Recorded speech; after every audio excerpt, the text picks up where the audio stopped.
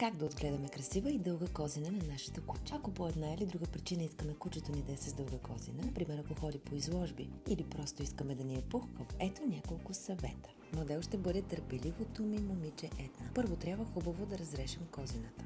Можем да сложим някакви масла или кристали, кучешки разбира се, или спрей за разресване. Аз съм вкъщи, нямам нищо такова под ръка и понеже тя е мръсна, ще сложа малко сух шампуан. За това, което ще ви покажа, ми трябва четка, ластици и гребенче от онези острите от едната страна.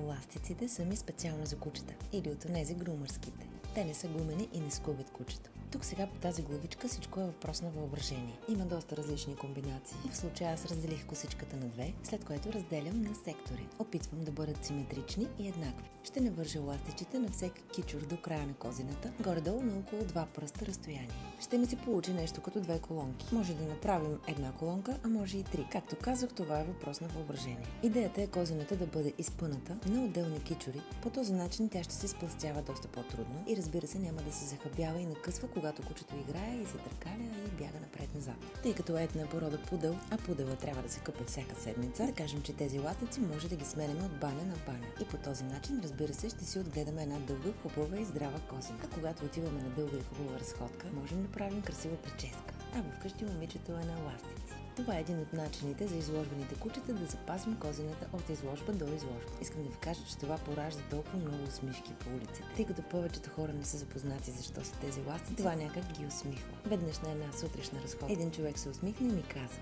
явно сте имала настроение тази сутрин. Това пък усмихна мен.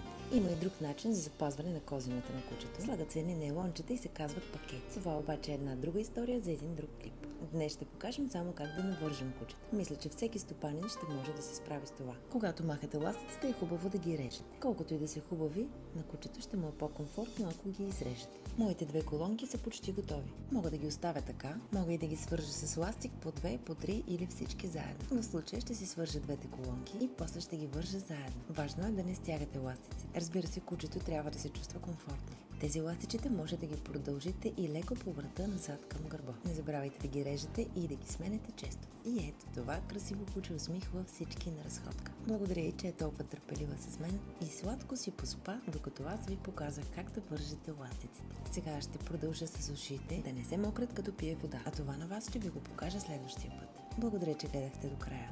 Надявам се това видео ви беше полезно.